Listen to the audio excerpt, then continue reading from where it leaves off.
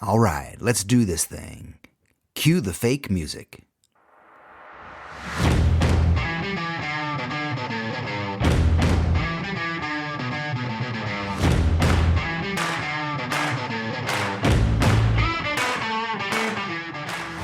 Howdy, this is James Victory, your king. Your king with fall allergies. I've got my allergy voice going on in addition to my podcast and radio voice. Welcome to The Right Questions, with the place with no fluff, no ads, just 100% actionable tools for you to get paid and do the work you love. Today, so many pearls of wisdom that you're going to need a bushel and a peck to collect them all, okay? And today we are talking about the two most powerful and admittedly most boring secrets to being a creative professional. That's right, the things that set you apart from other people who are creative is being a creative professional. There is a difference. It's like you ain't in business unless you're selling something, right? That's what I want you to do. I want you guys to get paid to do what you love. And if you have a day job and you want to do it better, listen up. And if you have a day job and a side gig that you want to turn into your real thing, then really listen up, okay? And for you guys who are out there freelancing and hacking away at the reeds, I'm there with you and I want to help you, okay? So this is The Right Questions, and today the right question is, what are the two most powerful and admittedly most boring secrets to becoming a creative professional? I have a question right off the bat. Why are they secrets, and why do we resist this stuff so hard? And that is yours truly. I am in with you in that bunch. And one of the reasons why we resist this stuff, man, that's hard to say. Why we resist this stuff is because it demands a new habit for many of us. A lot of us, this does not come naturally, right? And it's because of a word. It's because of one simple word that we don't like. And I didn't like it. I didn't like it for years. And that word is discipline. I didn't like that word because I came from the military. I was reared and raised in the military, where everything was shoulders back, chest out, chin up, right? I wanted to run away from that life and run away from that world and that word even, right? Discipline. But understand this. It took me a lifetime to really reframe that word and understand everything that goes under its umbrella, like today's secrets, everything that goes under that umbrella, right? So listen now and hear me later, right? Discipline is freedom. Discipline is freedom. Discipline makes things happen, such as the leap from being creative to becoming a creative professional, okay? So if you can create a new habit from what we're going to discuss today, because that's all it is, it's just a new habit. And you know what my friend Hafiz says about habits, right? Habits are human nature. Why not create some that will mint gold? Meaning, habits are human nature. We create habits every day. Unconsciously, we create habits every day. Right? Why not create some that will mint gold, some positive, some beautiful habits that will help us in our lives, help us in our creativity, help us to be professionals, instead of all the habits we subconsciously create that slow us down and stop us, like if you're drinking too much coffee, or the habit that we create of booze in our life. Oh my God, how it just becomes part of our lives all the time. Or even the addictions that we create because we don't have a purpose in our life. So we create addictions to pleasure, like booze or too much coffee or candy or whatever it is, right? And all habits, like Hafiz says, all habits are created through repetition. So don't think of it as discipline, think of it as practice. And why do I say we're going to separate the creative people from the creative professionals, right? Why we're going to now become creative professionals is because creativity is great, but it's a part of it. It's only a part of it. You can be wildly creative on your own and have it not progress in your life, not help you at all. Right? Curiosity and imagination and all that stuff is fine, but unless we can put it together in some shape and make it work for us, they will only get you so far. If you can't follow through, if you can't stay on track, if you can't produce and ship and get the work out the door and talk about it and share it with the world, then you are not in business and you are not a creative professional. And that's who I want to talk to. That's the people I want to help get to that next level. I love creative people because that just means I love everybody on the planet, right? Because we're all born wildly creative, but some of us just forgot. And how do we take that creativity and turn it into being a creative professional?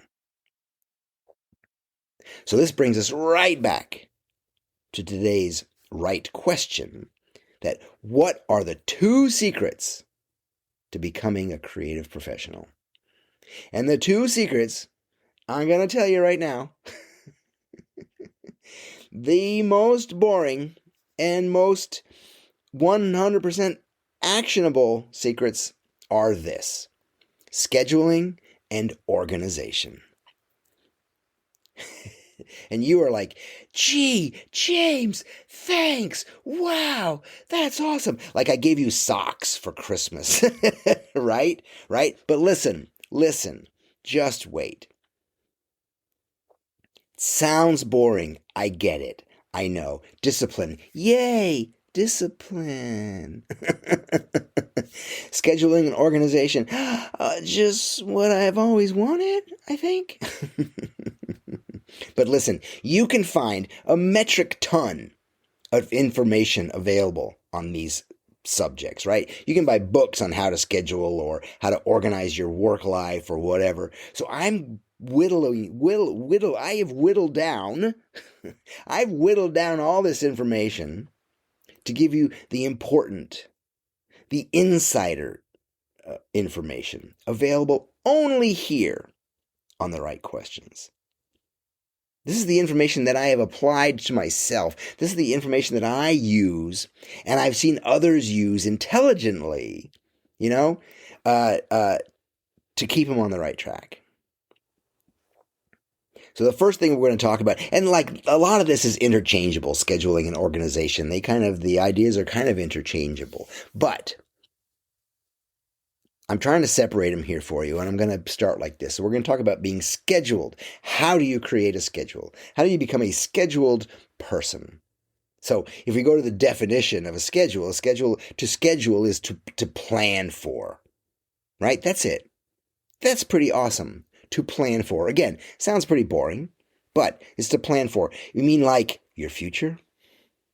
You mean like planning for success? All of a sudden it becomes less boring, right? The way to create a beautiful future is to schedule it, right?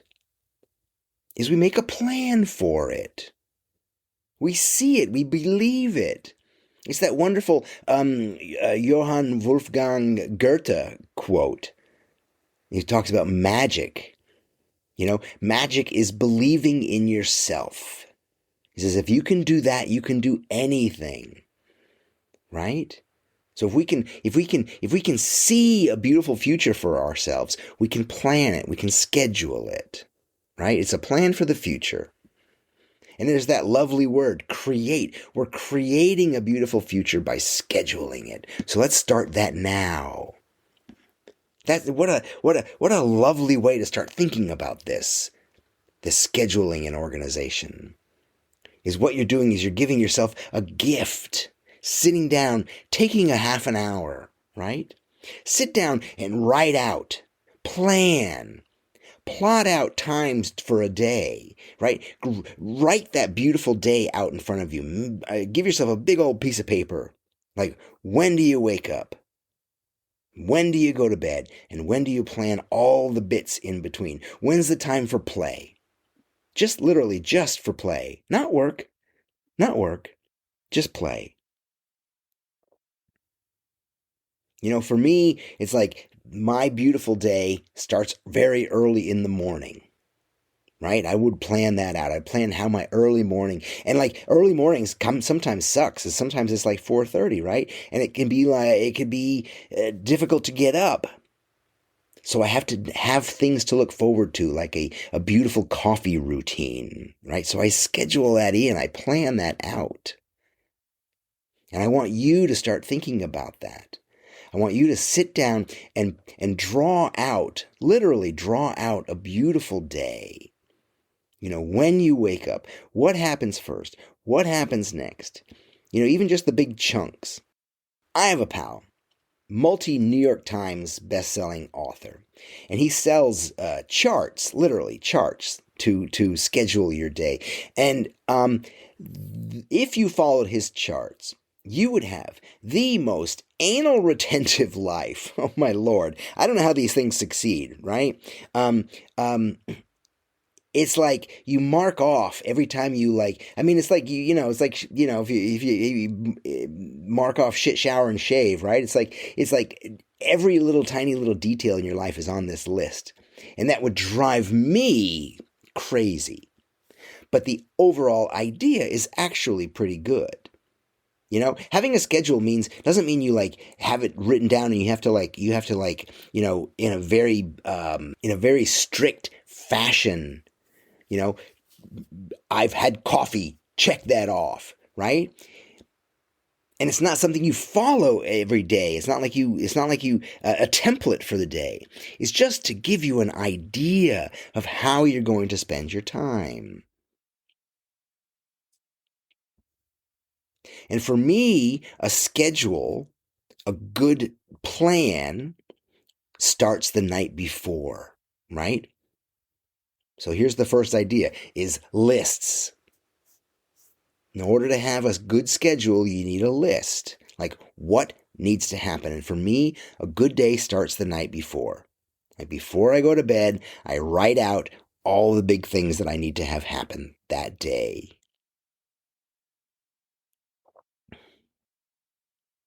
I literally create a hierarchy. Here's the work things that need to happen.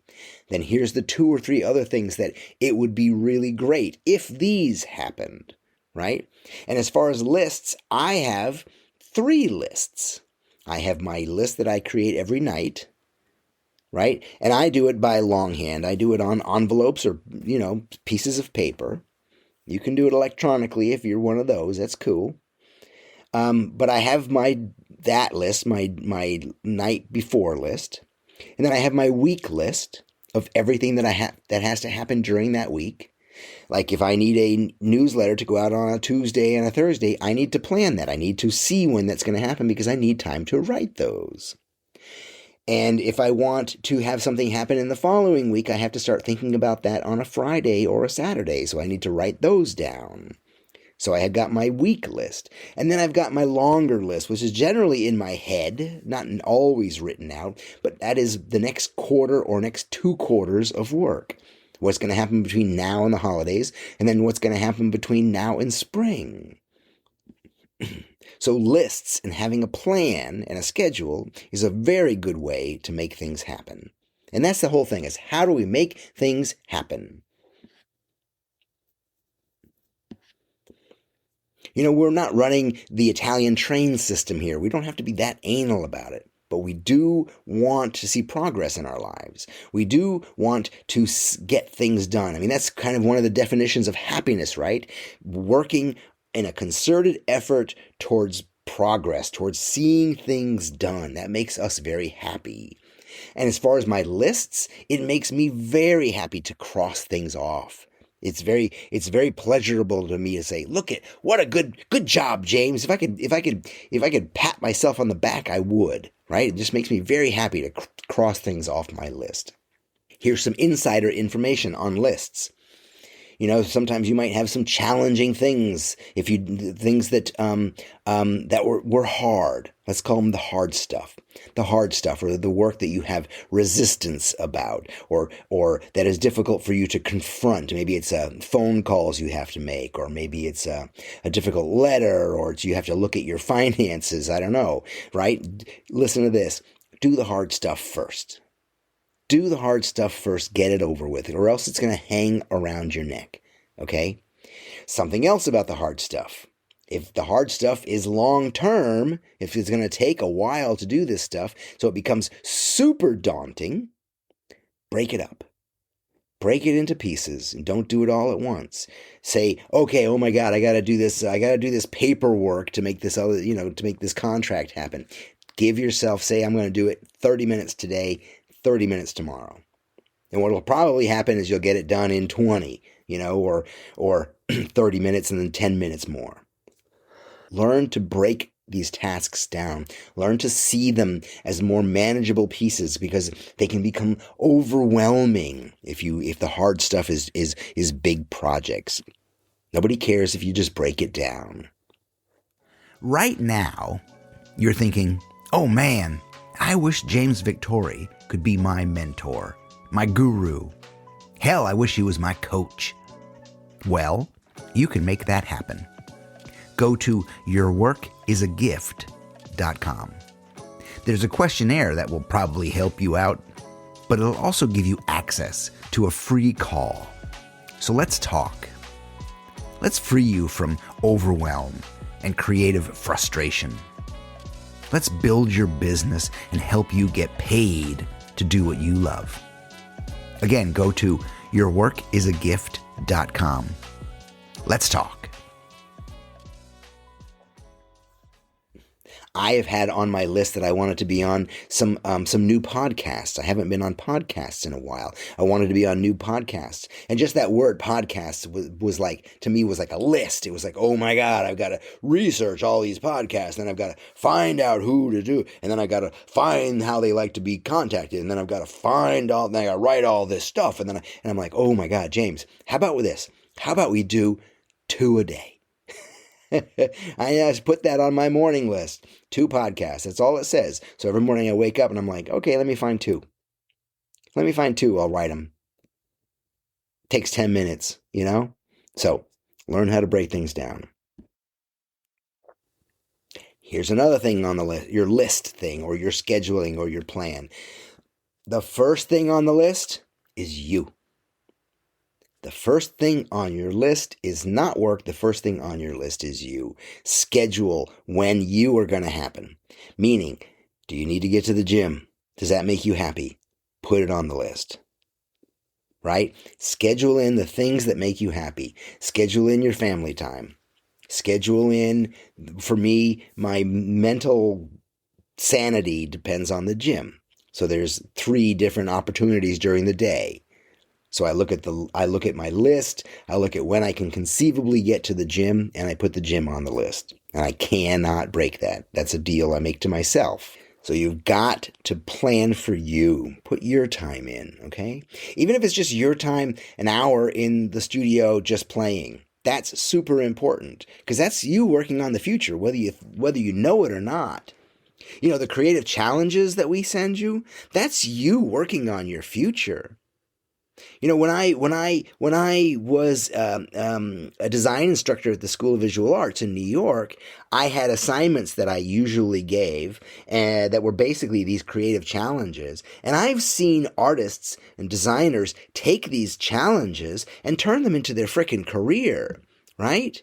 It's all about how you see it, and all about how you stay consistent and how you practice with these things. Right? So your time to play, or your time to do these creative challenges, is extremely important. Put it on the list. Put you on the list first.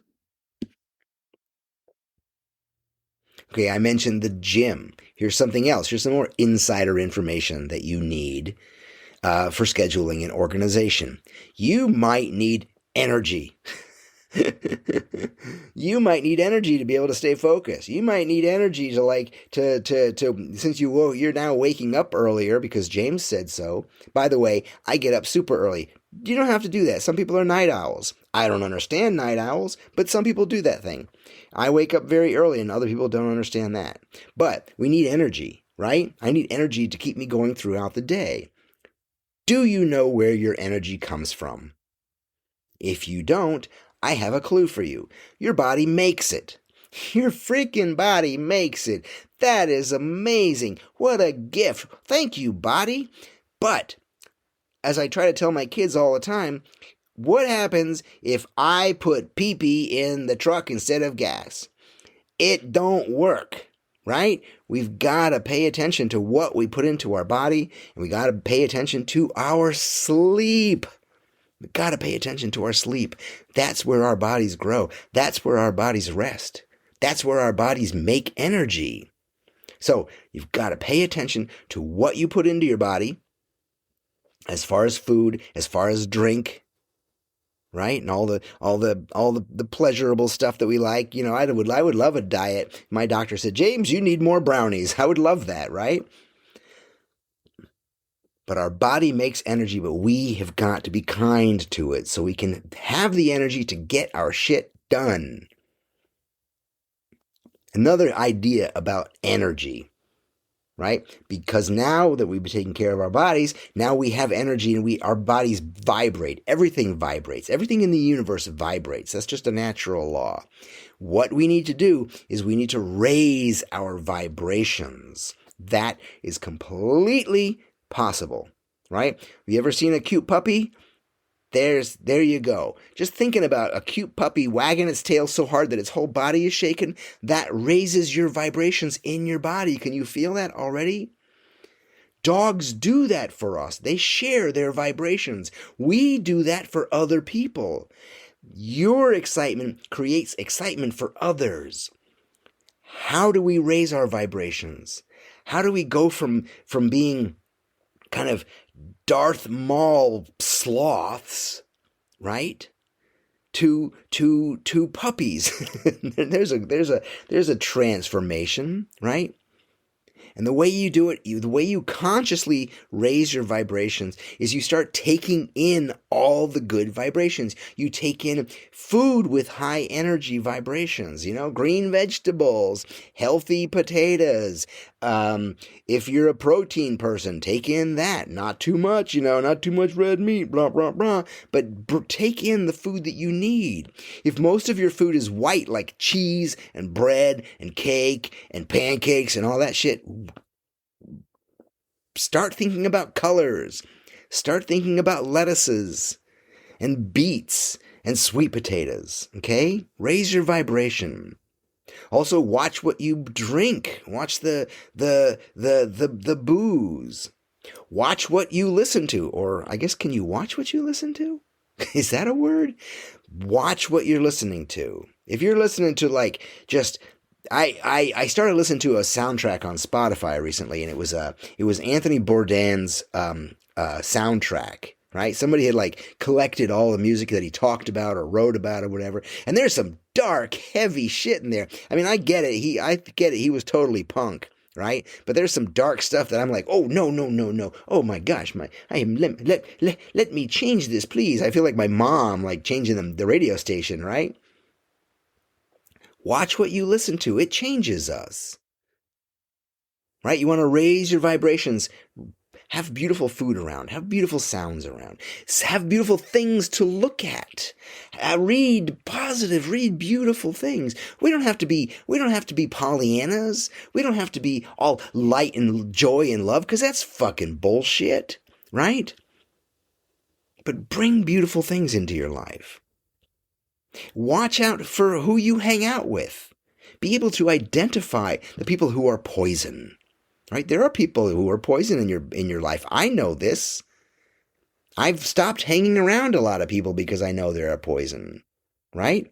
They're teases, or they drink a lot, or they're always asking me to go out and drink. Right? Figure out who is poison and figure out who is medicine in your life. Also, if you want to raise your vibrations, it's the thoughts that you think. Make sure you're not walking around with these hangdog thoughts all the time. Just this morning, when I had a moment where I got all overwhelmed, and I was like, "Oh, blah! I don't even know where to work. What should I? I got a list here, but I want to do these." Like, I was getting all kind of crazed and overwhelmed and confused. So you know what I did? Went for a walk. I removed myself from the situation, didn't take my phone with me, went for a walk, and realigned my thoughts. Had a little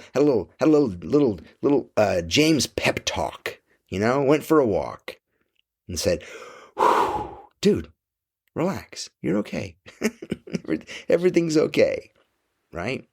Those are ways that you change your vibration.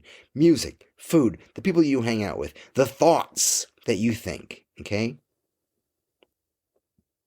Also, here's another idea about scheduling and being organized. Triage your priorities. Do you know what that means? Triage your priorities means give some hierarchy to what's important. What do you need in your life right now? Do you need money immediately? Then don't write a book. Don't focus on the book, because the book isn't going to make you money immediately. Focus on something else that will bring in money soon. Do you need creativity in your life and new fun portfolio things to show? Then you should focus on that. Focus on play. Right? Learn to triage what you need and do those things. That's how you pick what to work on. Another idea in scheduling is please, please, please, please, please, and this is what these creative challenges are for. Please schedule time to play. Time to just fuck off. And it's play. It is not work. There is a difference, right? You play with no end result. You pick up tools or your guitar or you sing or whatever. This is you with just goofing off, just using your creativity for what it can bring you, for how it can raise your energy, for ways to expand. There are so many creatives who I've watched over Instagram, who I've coached in different ways, and I watch them play and just get better and better and better. And I'm like, I write in and I'm like, God, that nice job. And they're like, yeah, James, I'm just playing. I'm like, oh, there you go. That's how you get better. Okay, those are some ideas on scheduling. These are some ideas on being organized. Okay? I'm going to go back to the boring definition of being organized or to organize, right? It's to arrange into a structure. This is an interesting idea. To arrange into a structure or to make arrangements or preparations, right? So being organized is preparing the table. Like making the place, so making arrangements so things can happen. And one of the ways to do this is to simplify what we're arranging. Simplify the objects and the tools or the chores or the tasks or the duties, right? Simplify and identify what you do not need in your life. This may be more important than anything, what you do not need in your life. Like I have found that the drinking thing, the alcoholism thing, was something I did not need in my life. It has freed me up tremendously. And we remove these tasks or chores or duties to better organize our time. Right? To free up some time. Like, for example, one thing that I'm somewhat embarrassed to admit, but it helps me tremendously, is my kids' clothes.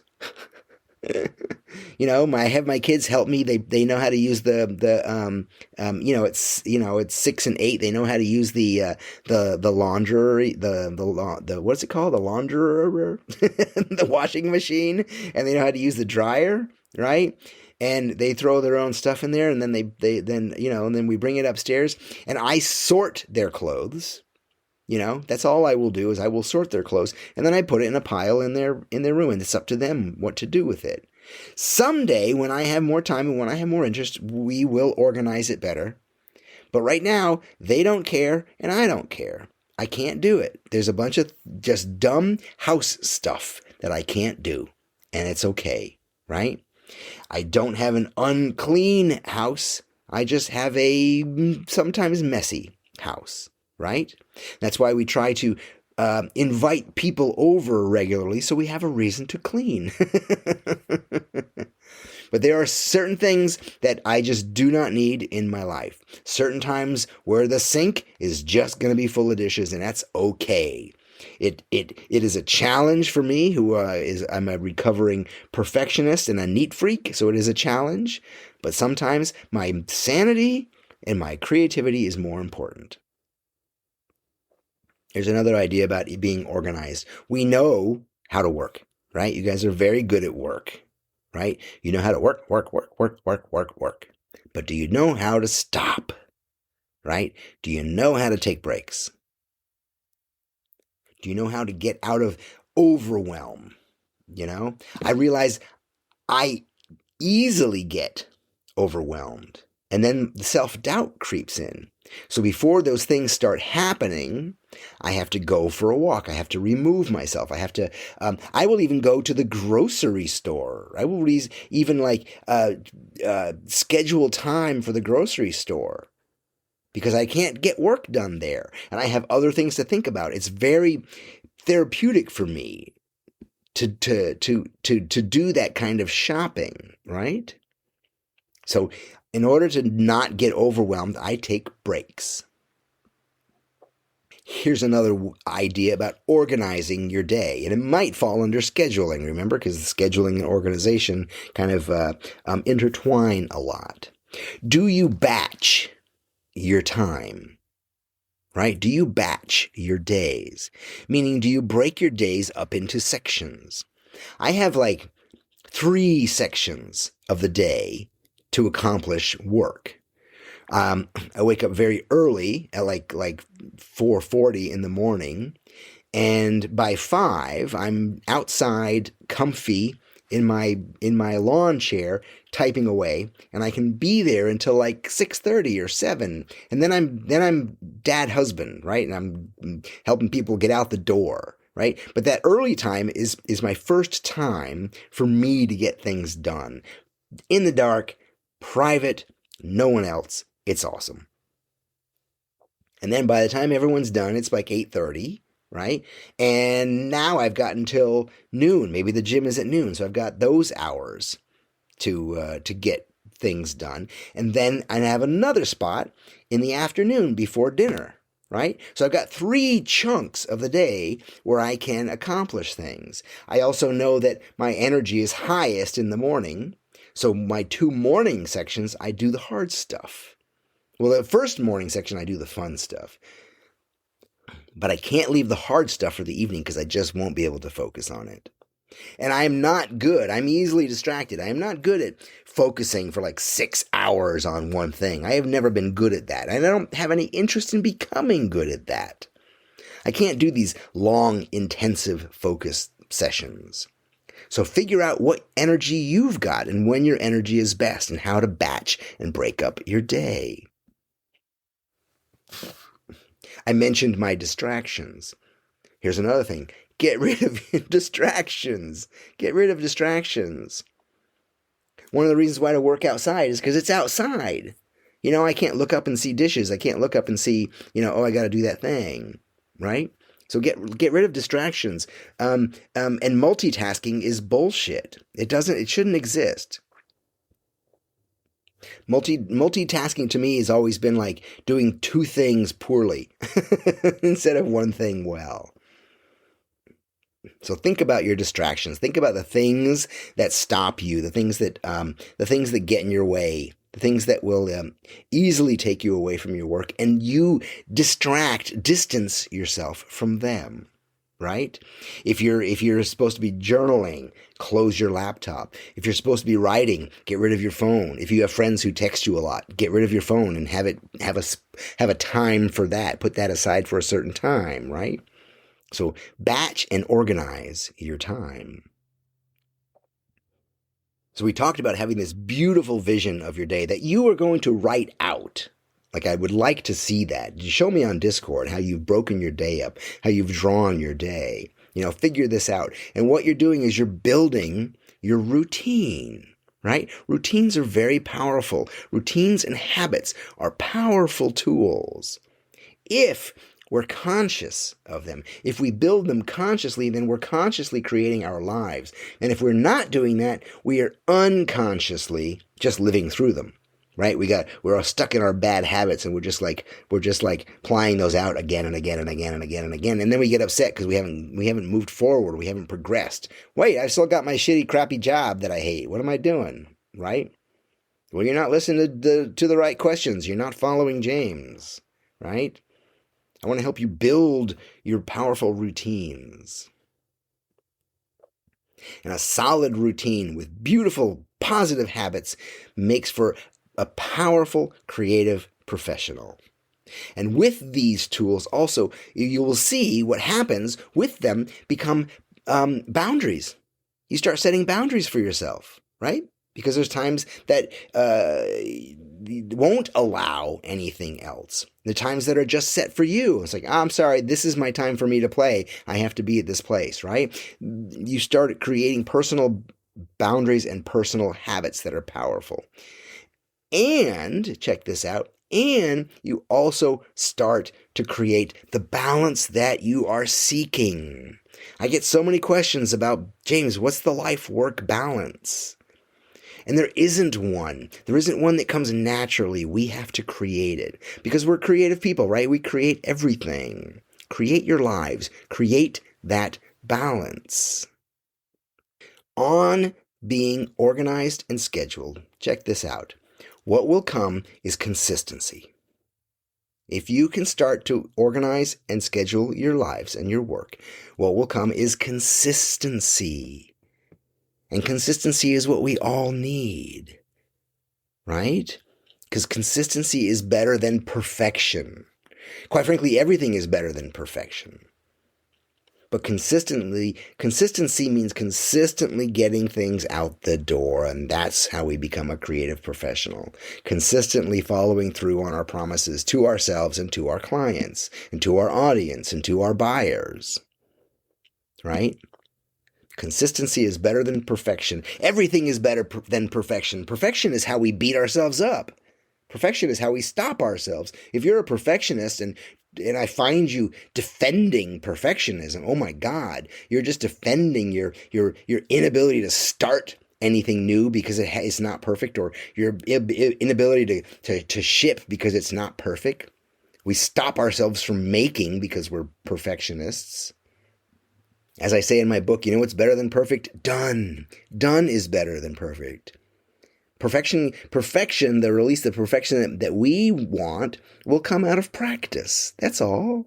Just keep practicing. None of it's going to be perfect. And I call these tools, scheduling and organization, I call them secrets. You know, they're not really secrets, but they are secrets because they're drastically underutilized.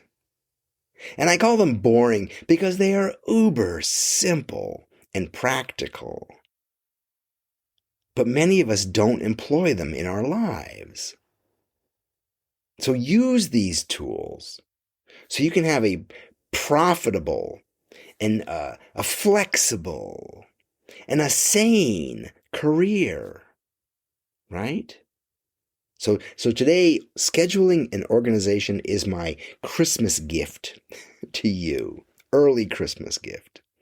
So everyone, be kind to yourself today and schedule kindness for yourself tomorrow.